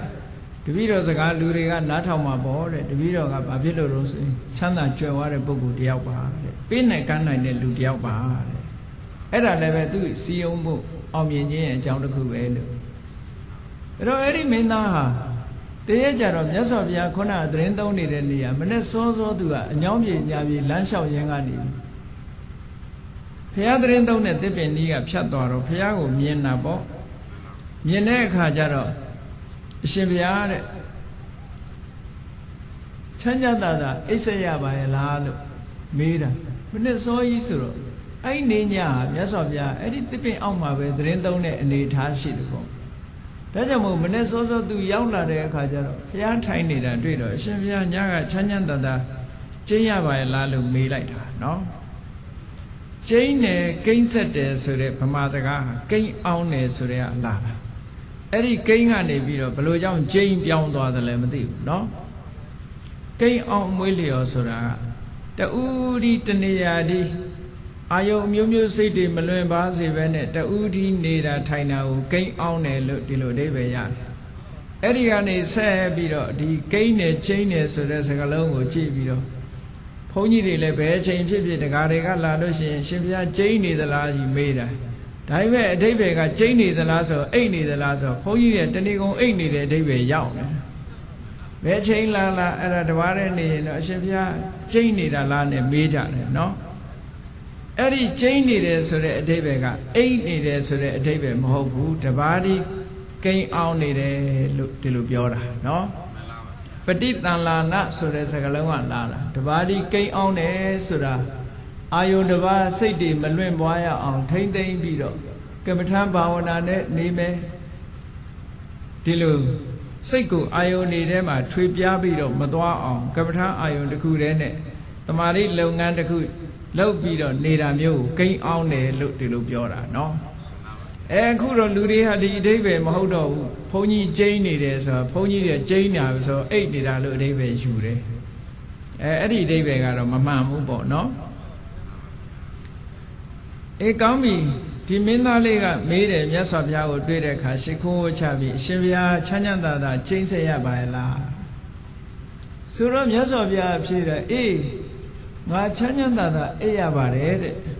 လောကမှာချမ်းသာအိပ်ရတဲ့အထဲမှာငါဟာတယောက်ပါဝင်ဖြစ်ပါတယ်လို့ဘုရားဒီလိုမိန့်လိုက်တော့အဲ့တော့ तू ကဖြေစေချင်တာဟာအိပ်လို့မရဘူးညာအေးလိုက်တာနေရာလည်းမကောင်းဘူးလေလေးကလည်းတူတိုက်ဆောင်းရသည်ကြီးလည်းဖြစ်တယ် तू ဖြေစေချင်တာကတော့ချမ်းသာမအိပ်ရဘူးလို့ထင်ပြီးမေးတဲ့အမေကိုဘုရားကဖြေလိုက်တာအေးချမ်းသာအိပ်ရတယ်တဲ့ချမ်းသာအိပ်ရတဲ့ထဲမှာငါလည်းတယောက်ပါဝင်ဖြစ်တယ်လို့ဒီလိုဖြေလိုက်တော့ तू ကမင်းသားလေးကဒီအဖြေကိုမကျေနပ်လို့ဆက်ပြီးတော့မေးတယ်အရှင်ဘုရားတဲ့ရာသီဥတုကြီးကလည်းဆောင်းရသည်ကြီးတဲ့ဆောင်းရသည်မှာအေးဆုံးရက်ဟာရှိတယ်လို့ဆိုတယ်ပေါ့အဲ့ဒီခေတ်ကပေါ့ဒီခေတ်တော့ဒါတွေကမှန်ရင်မှမှန်တော့မှာပေါ့အန္တရထကလို့ခေါ်တယ်အန္တရအထကဂျားရှိရဲ့ဆိုတာတဘူတွဲတပေါင်း 2 လအကြာရှိရဟာအေးဆုံးပဲလို့ဆိုတာဒီနေရာမှာတဘူရဲတပေါင်းဆိုတဲ့နေရာမှာဒီဗမာတွေရဲ့လရေတွက်ပုံနဲ့ဘုရားမြတ်စွာလက်ထက်ကလရေတွက်ပုံဟာမတူဘူးဆိုတာကိုသတိထားဖို့လိုတယ်ပေါ့အဲ့တော့အေးဆုံးရှိရဟာဘယ်ဟာလဲလို့ဆိုရင်တဘူတွဲလမပြည့်မီ4 ရက်နဲ့တဘူတွဲလပြည့်အပါဝင်နောက်က4 ရက်အဲ့ဒီ8 ရက်ဟာအေးဆုံးလို့ဒီလိုပြောတယ်နော်အန္တရထကဆိုတာဈာရှိရဆိုတာတဘူရဲလာပြီဟာအေးဆုံးဒါကြောင့်မို့လို့ဗမာတွေဟာတဘူရဲလာပြီနေ့ဆိုလို့ရှိရင်မိဘုံပွဲကျင်းပပြီးတော့မြတ်စွာဘုရားကိုလှူကြတယ်ပူဇော်ကြတယ်ဒီအချိန်မှာကြွဲကြိုပြားတောင်အေးလို့ဘုရားလည်းအေးမှာပဲဆိုပြီးတော့နော်နသာထင်းနေနဲ့မိခင်မို့ရာအတွက်ရည်မှန်းပြီးတော့လှူဒန်းလေးရှိကြတယ်ပေါ့ဗမာပြည်မှာတော့အခုပွဲတစ်ခုတိုးတာကတော့ထမနေပွဲပေါ့အဲ့တော့မိဘုံပွဲဆိုတာဒီနန္ဒာထင်းနေနဲ့ဘုရားကိုမိပူဇော်တဲ့ဟာအင်မတန်မှအေးတဲ့အရက်ကိုအချိန်ကိုအသိမှပြုတဲ့အနေနဲ့မြတ်စွာဘုရားကိုမိအိုးကင်းနေနဲ့မိဖို့ပြီးတော့လှူတဲ့သဘောပေါ့အဲ့တော့အေးဆုံးရှိရဆိုတဲ့နေရာမှာတဘူရဲလာပြီဆိုတာဗမာပြည်ကတဘူရဲလာပြီလို့သုံးတာဟာကောင်းကင်ကလာကြီးကတော့ပြည့်တယ်ဒါပေမဲ့လို့ရက်30ဖြစ်တဲ့လကမပြည့်သေးဘူးလပြည့်ဆိုတဲ့အဓိပ္ပာယ်ဟာကောင်းကင်ကလပြည့်တာကိုပြောတာမြတ်စွာဘုရားလက်ထက်တုန်းကလပြည့်ဆိုတဲ့နေရာမှာကောင်းကင်ကလလည်းပြည့်တယ်ရက်30လလည်းပြည့်တယ်ဒီလိုယူရမှာကောင်းကင်ကလပြည့်တယ်လို့ရက်30လလည်းပြည့်တယ်လို့ဆိုတော့ဒီတဘူရဲတပေါင်း2 လအကြာရှိရဆိုတဲ့နေရာမှာတဘူရဲလပြည့်နေ့အပါဝင်နော်ရှိရကိုပြောတာအဲ့ဒီရှိရဟာစံချိန်တင်လောက်အောင်အေးတဲ့ရာသီလို့အန္တရထက်ကဆောင်းရာသီမှာအေးဆုံးအချိန်လို့ဒီလိုသတ်မှတ်တယ်စာပေတွေထဲမှာပေါ့သို့တော့ရာသီဥတုတွေကခေတ်ပြောင်းလာသည့်အတွက်ကြောင့်ပြောင်းလာတာကိုတော့တတိထားရမှာပေါ့အဲ့ဒီအချိန်တုန်းကအေးပေမဲ့လို့ခုချိန်ကျတော့အေးချင်မှအေးမှာပေါ့အဲ့ဒါတော့ထည့်စဉ်းစားရမှာဟိုချိန်တုန်းကဒီရာသီဟာအေးဆုံးပဲလို့ဆိုတယ်အဲ့တော့မြတ်စွာဘုရားသတင်းသုံးနေတဲ့အချိန်ကလည်းပဲအဲ့ဒီရှိရထဲကတရရဲ့မှာသတင်းသုံးနေတဲ့အချိန်ဖြစ်လို့ဟတ္တကမင်းသားကလျှောက်တယ်အရှင်ဘုရားတဲ့ရာသီကလည်းဆောင်းရာသီကြီးတဲ့အေးဆုံးဖြစ်တဲ့ရှိရထဲမှာလည်းရောက်နေတယ်တဲ့ပြီးတော့လေလေးကလည်းတဟူဟူတိုက်နေတယ်ပတ်ဝန်းကျင်ကလည်းပဲနွားတွေဖြတ်တန်းသွားတာထားလို့မြေတွေကလည်းမညီမညာနွားခွာစူးတွေနဲ့ခြုံတက်ပြီးတော့နေတယ်အရှင်ဘုရားသတင်းသုံးတဲ့ရင်းတိုက်ပင်ရဲ့အရွက်တွေကလည်းအမတန်ကျိုးတို့ချဲတဲ့နဲ့အိုးဆိုင်ဆိုင်မရှိဘူးတဲ့အောက်ကခင်းထားတဲ့မြက်ခင်းလေးကလည်းပါပါလေးရဲ့ဒီလိုနေရာမျိုးမှာ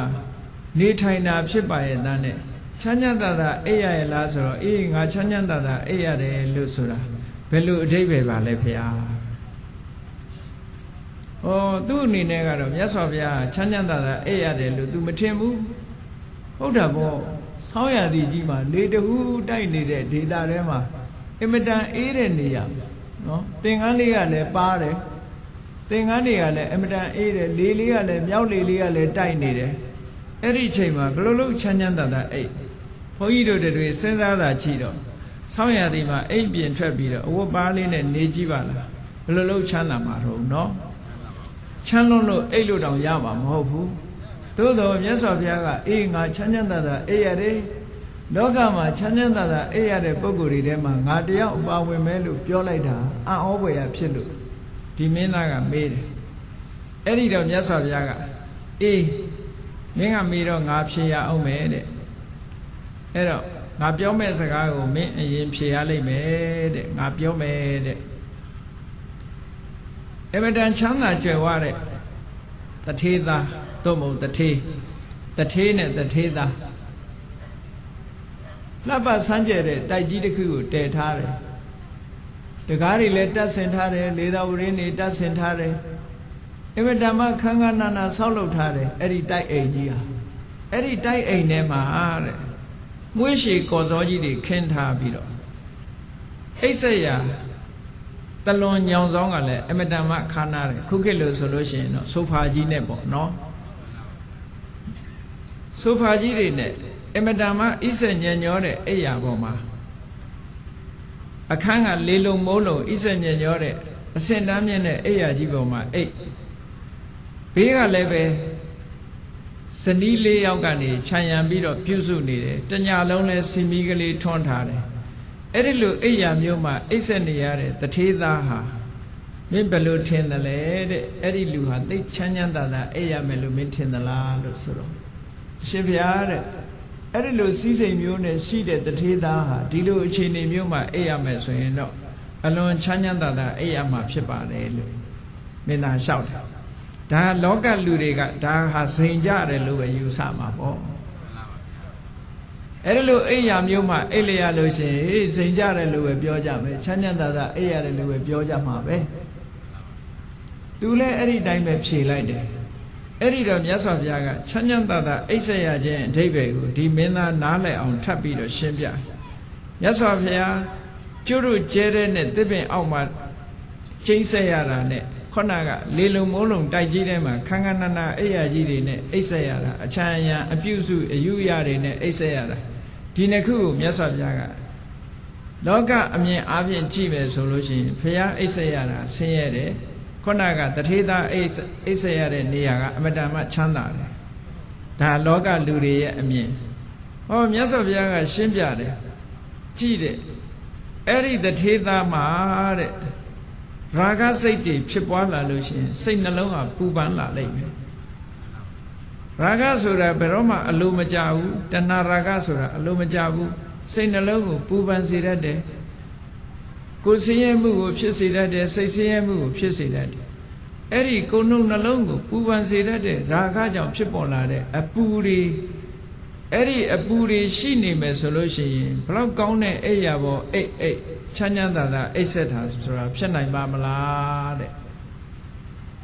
အဲ့ဒီလိုရာဂဆိုတဲ့အတွင်းပူတွေစိတ်နှလုံးထဲမှာပူလောင်နေတဲ့အပူတွေနဲ့အိတ်ဆက်လို့ရှိရင်သူဟာဆင်းရဲတဲ့စင်စင်ရဲရဲအိတ်ဆက်ရတာပဲအဲ့ဒီလိုစင်စင်ရဲရဲအိတ်ဆက်ရခြင်းအကြောင်းဖြစ်တဲ့ရာဂဆိုတဲ့တရားကိုငါဟာအရှင်းပယ်ထားပြီးသားဖြစ်တယ်ပေါ့ငါမှစိတ်နှလုံးကိုပူပန်စေတတ်တဲ့ရာဂဆိုတာငါမှမရှိဘူးတဲ့ဆိုလိုတာကမြတ်စွာဘုရားရဲ့ရွယ်ချက်ကဘုရားမှာအတွင်းပူမရှိဘူးပေါ့ခုနကအပြင်ကဘလောက်စိန်ကြကြအတွင်းကအပူနဲ့ဆိုရင်ဘယ်တော့မှချမ်းသာမှာမဟုတ်ဘူးပေါ့စိတ်နှလုံးအိမ်ချမ်းမှုဆိုတာအပြင်နဲ့သိပ်ပြီးမဆိုင်ဘူးအတွင်းနဲ့ပို့ပြီးတော့ဆိုင်နေပေါ့အပြင်နေထားဘလောက်ကောင်းကောင်းနော်အပြင်နေထားဘလောက်ကောင်းနေအတွင်းသားကပူပန်မှုတွေရှိနေတဲ့ပုဂ္ဂိုလ်တယောက်ဟာဘယ်တော့မှချမ်းသာဖို့ရဆိုတာမရှိနိုင်ဘူးပေါ့အပေါ်ယံရွှေမုံကျဲအထဲကနောက်ချေးခံဆိုတာတော့အတွင်းထဲကအပူတွေစုနေတဲ့ပုဂ္ဂိုလ်တယောက်ရဲ့နှလုံးသားဟာဘယ်တော့မှအေးချမ်းမှာမဟုတ်ဘူးတဲ့မြတ်စွာဘုရားကငါရဲ့နှလုံးသားဟာရာဂဆိုတဲ့ပူပန်စေတတ်တဲ့တရားတွေလုံးဝကင်းရှင်းပြီးပြီတဲ့လုံးဝအကျွင်းကြံမရှိအောင်ပယ်ထားပြီးဖြစ်သည့်အတွက်ကြောင့်ငါဟာချမ်းချမ်းသာသာအိပ်ဆက်ရတာဖြစ်တယ်ပေါ့ဟောရာဂဆိုတဲ့အပူမရှိလို့ချမ်းချမ်းသာသာအိပ်ဆက်ရတယ်ထို့တူပဲဒေါသကြောင့်ဖြစ်တဲ့ပူပန်ဆင်းရဲမှုတွေဆိုတာရှိတယ်အေးကြည့်လေတယောက်နဲ့တယောက်မတည့်လို့စိတ်ကောက်နေမယ်ဆိုလို့ရှိရင်အိပ်ပျော်မှာမဟုတ်ဘူးလေအဲ့ဒီနေဟာအိပ်မပျော်ဘူးစိတ်ထဲမှာအလိုမကျဖြစ်နေလို့ရှိရင်ဒေါသတွေထွက်နေတဲ့ပုဂ္ဂိုလ်တယောက်ဟာအိပ်လို့မရဘူး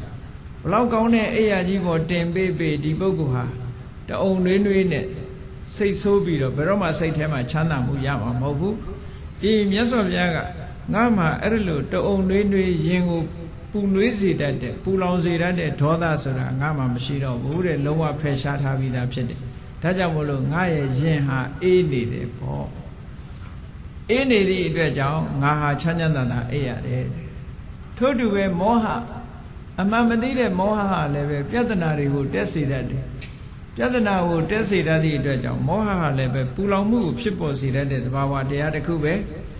အဲ့ဒီပူလောင်မှုကိုဖြစ်စေတတ်တဲ့မောဟရှိနေတဲ့ပုဂ္ဂိုလ်တယောက်ဟာဘယ်တော့မှချမ်းချမ်းသာသာအိပ်ဆက်ရတာဆိုတော့မဖြစ်နိုင်ဘူးတဲ့အဲ့ဒီမောဟဆိုတဲ့တရားကိုငါတဏ္ဍာမှာအကျွင်းကြံမရှိအောင်ငါဖယ်ရှားထားပြီးသားဖြစ်တယ်ဒါကြောင့်မို့ငါရဲ့တဏ္ဍာမှာပူလောင်နှလုံးသားကိုပူလောင်စေတတ်တဲ့ရာဂဆိုတာလည်းမရှိဘူး ဒေါသဆိုတာလည်းမရှိဘူးမောဟဆိုတာလည်းမရှိဘူးတခြားအကုသိုလ်တွေလည်းမရှိဘူးဒါကြောင့်မို့လို့နှလုံးသားကြည်လင်အေးမြပြီးတော့ငြိမ်းချမ်းနေတာအဲ့ဒါကြောင့်မို့လို့ငါရဲ့အိပ်ဆက်နားနေမှုဟာဘယ်နေရာပဲဖြစ်ဖြစ်အတွင်းကနှလုံးသားအေးချမ်းနေသည့်အတွက်ကြောင့်ဘယ်တော့ပဲဖြစ်ဖြစ်ချမ်းသာနေတာပဲလို့ဒီလိုဟောတာအဲ့တော့ဘုန်းကြီးတို့တွေကအပြင်ပံလေးကိုကြည့်ပြီးတော့ချမ်းသာတယ်လို့ပြောနေကြတာအတွင်းကပူလောင်နေတာကိုလူတွေကမသိဘူးအတွင်းပူနဲ့အပြင်ပူဆိုတဲ့နေရာမှာအပြင်ပူကခံနိုင်တယ်အတွင်းပူကမခံနိုင်ဘူးလောကလူတွေဒုက္ခရောက်နေတာဟာအတွင်းပူကြောင့်ဒုက္ခရောက်နေတာအတွင်းပူရှိလာလို့ရှိရင်အပြင်ပူတဲ့ဆိုးတယ်ပေါ့အပြင်ပူတာကတခဏမျှတာပူတာအတွင်းပူပြီဆိုလို့ရှိရင်တသံတရားလုံးဒုက္ခရောက်သွားနိုင်တယ်ပေါ့အေးဒီအခြေအနေတွေကိုရည်ညွှန်းပြီးတော့မြတ်စွာဘုရားသခင်ကိုရောမြတ်ကလောကမှာတဲ့အတွေ့အတာမှုတွေမရှိဘူးမုန်းတိမှုတွေမရှိဘူးမှားမှားယွင်းယွင်းဒီတွေ့ဝေမှုကြောင့်မှားမှားယွင်းယွင်းချွတ်ချော်မှုတွေမရှိဘူးဆိုတဲ့ပုဂ္ဂိုလ်တယောက်ဟာအမြဲတမ်းချမ်းချမ်းသာသာအိပ်ဆက်ရတဲ့ပုဂ္ဂိုလ်ပဲဖြစ်တယ်တဲ့နှလုံးသားကိုပူလောင်စေတတ်တဲ့ကိလေသာတွေမကင်းသေးတဲ့ပုဂ္ဂိုလ်ဟာကိလေသာတွေနှလုံးသားထဲမှာမငြိမ့်သေးဘူးဆိုလို့ရှိရင်ထိုပုဂ္ဂိုလ်ဟာဘယ်တော့မှချမ်းချမ်းသာသာအိပ်ဆက်ရတဲ့ပုဂ္ဂိုလ်ဆိုတာမဖြစ်နိုင်ဘူးလို့ဒီလိုဟတ္တကမင်းသားကိုရှင်းလင်းပြီးတော့မြတ်စွာဘုရားဟောတာအဲ့တော့မြတ်စွာဘုရားရဲ့အဓိပ္ပာယ်ကချမ်းချမ်းသာသာအိပ်ဆက်ရခြင်းဆိုသည်မှာနှလုံးသားအပူငြိမ့်ပြီးတော့ကိလေသာခတ်သိမ်းငြိမ့်နေတဲ့ပုဂ္ဂိုလ်ရဲ့အိပ်ဆက်မှုသာလင်ချမ်းချမ်းသာသာအိပ်ဆက်ရခြင်းလို့ဆိုနိုင်တယ်ကိလေသာအပူတွေရှိနေတဲ့ပုဂ္ဂိုလ်ရဲ့အစဉ်တမ်းမြင့်တဲ့အိယာကြီးတွေပေါ်မှာအိပ်ပြီးတော့အပြင်ပန်းအပြင်ဇိမ်ကြတယ်ချမ်းသာတယ်လို့ဒီလိုထင်ရတော့လေအတွင်းပူတွေနှိမ့်ဆက်နေသည့်အတွက်ကြောင့်ပူလောင်မှုတွေနဲ့လုံးဝနေရလို့သူ့ရဲ့စိတ်နှလုံးဟာအေးချမ်းမှုမရှိဘူးစိတ်နှလုံးအေးချမ်းမှုမရှိသည့်အတွက်ကြောင့်အဲ့ဒီပုဂ္ဂိုလ်ဟာချမ်းချမ်းသာသာအိပ်ဆက်ရတယ်ဆိုတဲ့အဓိပ္ပာယ်မရပါဘူးတဲ့စင်စင်ရဲရဲပဲအိပ်ဆက်ရပါတယ်တကယ်လည်းပဲလောဘဒေါသမောဟဆိုတာတွေရဲ့အနောက်အရှက်ကြောင့်ထိုပုဂ္ဂိုလ်ဟာဘယ်တော့မှချမ်းချမ်းသာသာအိပ်ဆက်ရမှာမဟုတ်ဘူးစိတ်ထဲမှာအလိုမကျမှုတွေနဲ့လုံးပန်းပြီးတော့အလိုမကျတွေနဲ့ထွေးလုံးပြီးတော့စိတ်နှလုံးဟာပူလောင်နေသည့်အတွက်ကြောင့်စိတ်ငြိမ်းချမ်းမှုဆိုတာလုံးဝမရနိုင်ဘူးတဲ့အေးဒါကြောင့်မို့မြတ်စွာဘုရားသခင်ကိုရောမြတ်ကချမ်းသာစွာအိပ်ဆက်ရတယ်ဆိုတဲ့တကယ်အဓိပ္ပာယ်ဟာနှလုံးသားအေးချမ်းမှုရှိမှချမ်းသာစွာအိပ်ဆက်ရတယ်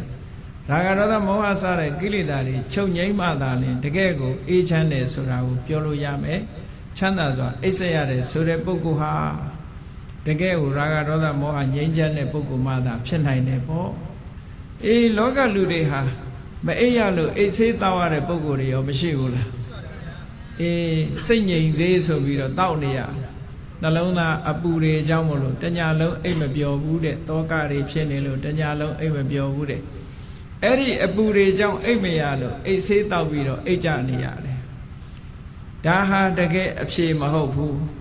တကယ်အိပ်ဆေးကတော့မြတ်စွာဘုရားရဲ့တရားတော်သာဖြစ်တယ်ပေါ့ဘယ်ချိန်ဒီတရားတော်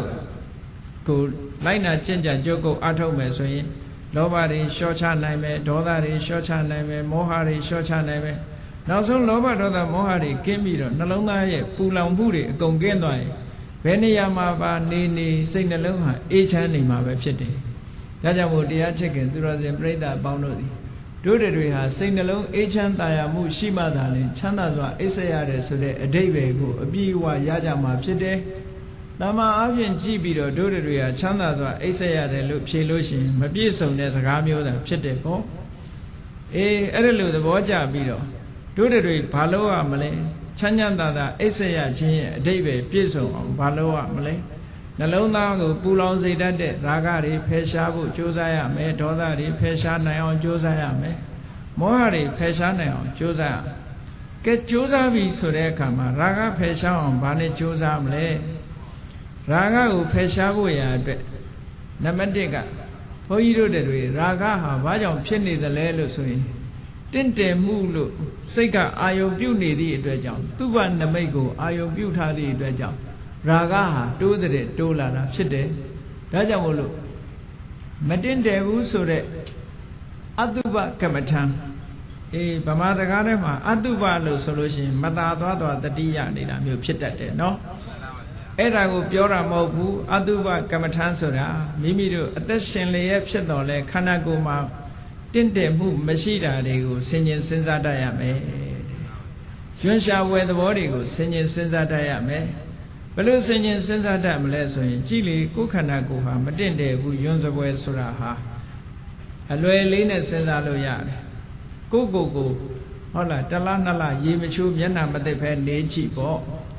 မွေးကြိုင်တဲ့အနတ်နေထွက်လာမလားလန်စော်တဲ့အနတ်နေထွက်လာမလားစဉ်းစားကြည့်ပေါ့ခန္ဓာကိုယ်ရဲ့သဘာဝတကယ်တော့လှပတင့်တယ်တာမဟုတ်ဘူးအပြင်ကဝဆားဆင်ရင်တာတို့ဖိလိမ့်တာတို့ဒါတွေကြောင့်မို့လို့လူတွေဟာလူကြားထဲမှာဝင်လို့ရတာနော်အဲ့ဒါလို့မတင့်မတဲယွန်းစပွဲသဘောတွေကိုဆင်ញင်စဉ်းစားခြင်းဖြင့်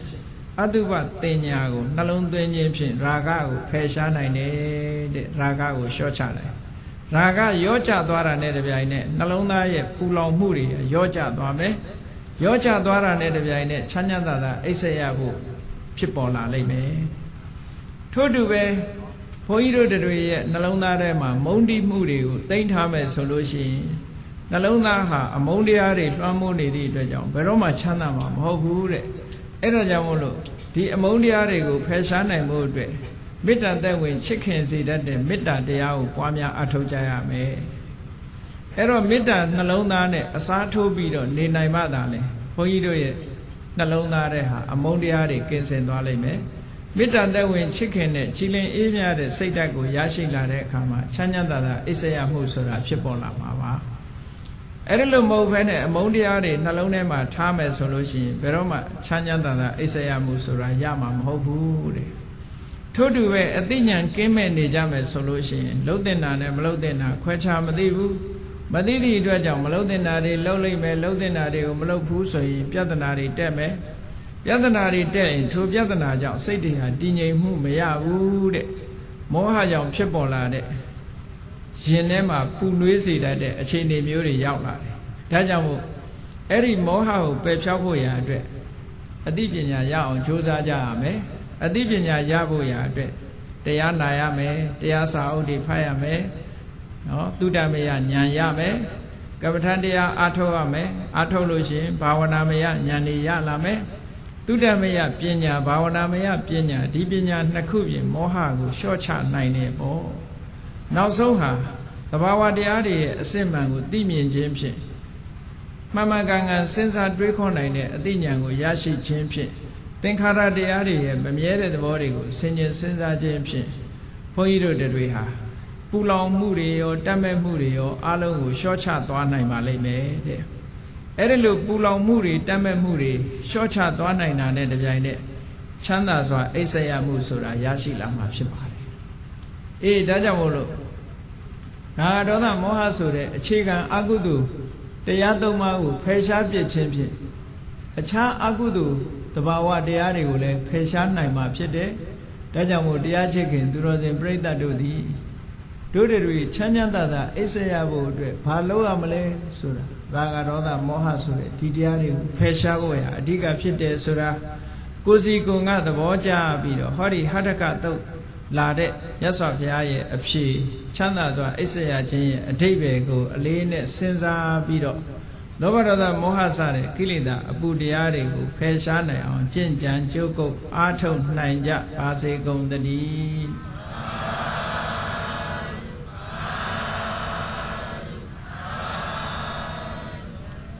မေတ္တာပို့ရအောင်တတ္တဝါများစွာဘေးရန်ကွာချမ်းသာကြပါစေတတ္တဝါများစွာဘေးရန်ကွာချမ်းသာကြပါစေမေတ္တာရေချမ်းသွန်ကားဖြံငြိမ်းချမ်းကြပါစေ